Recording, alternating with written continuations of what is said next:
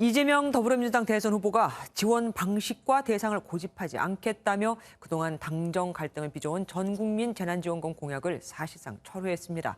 하지만 뒤끝은 남겼습니다. 기재부에서 예산 권한은 떼어내자고 주장했거든요. 더불어민주당은 열린민주당과의 당대당 통합을 추진하기로 했습니다. 김문영 기자입니다.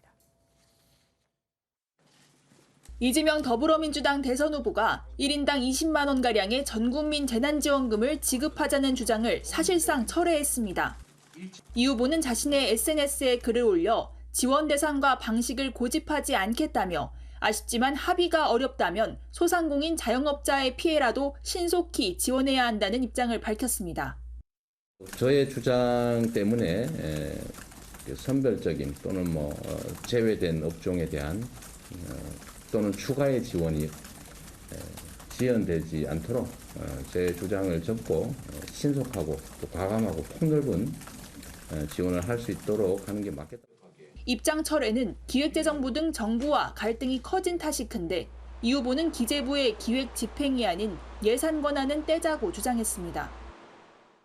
특정 현안 때문이 아니라 이게 각 부처의 자율적인 정책 수립 집행 기능을 제한할 만큼 사실상 다른 부처 위에서 다른 부처들을 지배하고 통제하는 그런 상황까지 갔다는 판단 때문입니다.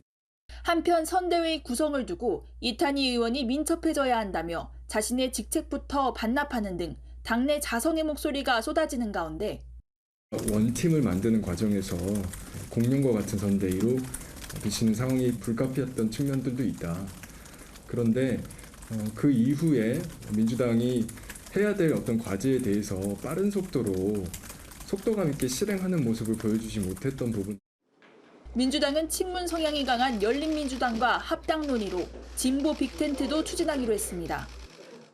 어제 송영길 더불어민주당 대표와 최강욱 열린민주당 대표는 당대당 통합에 대한 의견을 나누고 통합을 추진하기로 합의했습니다. 열린민주당은 대선 승리를 목표로 하되 합당 전제는 없고 합당 여부도 논의 테이블에 올려 당원 총투표로 결정할 것이라 밝혔습니다. MBN 뉴스 김문영입니다.